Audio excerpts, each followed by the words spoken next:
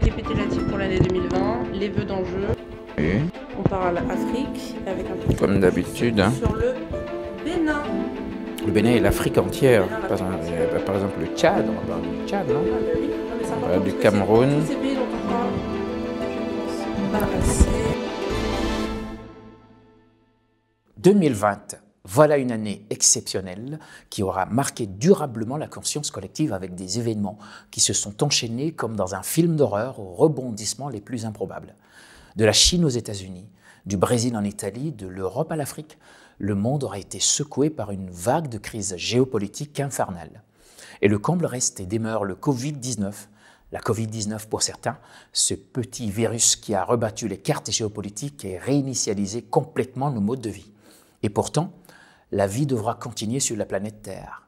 Le monde tient bon malgré les turbulences, à l'instar d'un peuple béninois contraint à serrer sa ceinture économique depuis 4 ans et dont le président promet désormais de desserrer la ceinture. Je note aussi la résilience d'une Afrique debout et jamais résignée devant l'adversité. Une Afrique sur laquelle les mauvaises langues ont prédit l'apocalypse, mais qui s'en sort de la plus belle manière au creux des vagues brûlantes du coronavirus. Pendant que le reste du monde reste en agonie, l'Afrique ne compte que quelques milliers de morts, des chiffres tout de même à déplorer, vu les nombreux défis déjà existants avant la crise sanitaire sur le continent. Même si l'Europe et les États-Unis continuent d'accuser le coup avec une 3e vague, c'est grâce à la capacité d'adaptation innée de l'espèce humaine que la vie continue de tourner. Qu'il me soit permis aujourd'hui de m'attarder sur la situation sociopolitique d'un petit pays de l'Afrique de l'Ouest, en fait, que dirais-je, un grand pays, le Bénin.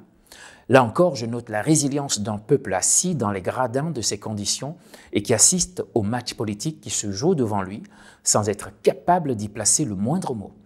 Je pense à la honteuse scène des heurts qui ont opposé 2 anciens chefs d'État aux forces de l'ordre en plein cœur du marché d'Antokpa de Cotonou, un des plus grands marchés d'Afrique de l'Ouest.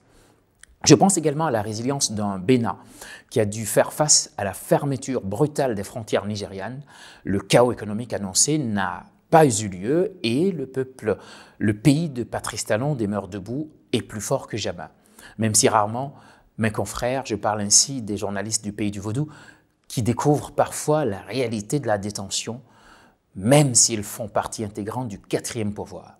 Je pense à la résilience du peuple ivoirien, qui, malgré un ciel politique assombri par l'éventualité d'une crise majeure, est resté digne face à une élection présidentielle quelque peu entachée, selon certaines analystes.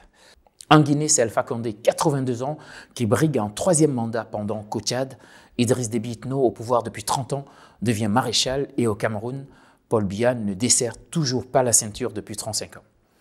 Je note et respecte aussi la résilience de tous les autres peuples d'Afrique qui subissent le terrorisme, la faim, l'inaptitude de leurs gouvernants, le silence assourdissant des organisations internationales, ainsi que la complicité des élites. Ainsi va la résilience du monde dans lequel nous vivons en 2021. En attendant de se retrouver l'an prochain, je vous souhaite, chers amis, chers téléspectateurs, chers internautes, je vous souhaite malgré tout de passer de joyeux moments de fin d'année dans le strict respect des règles établies dans vos différents pays, afin que nous puissions ensemble aborder une nouvelle année, une année 2021, sans le coronavirus, et c'est là tout l'enjeu. Et comme vous le savez, ici, nous débattrons toujours des questions qui engagent la vie des populations, des femmes et des jeunes sur un continent au potentiel incommensurable. Ici, bien sûr ici, nous interrogerons les politiques pour mieux comprendre le regard qu'ils projettent sur les libertés individuelles et les institutions de l'État. Ici, nous traçons les sillons d'une Afrique qui gagne et qui s'illustre dans le concert des nations pour enfin disséquer les questions brûlantes de l'actualité et en extraire la sève vivifiante qui nourrira l'avenir. Et l'avenir, comme on le dit, se prépare maintenant avec l'ensemble des équipes qui assurent avec moi aujourd'hui, ce jour de Noël, le 25 décembre, l'enregistrement du BA04. Excellente année à toutes et à tous.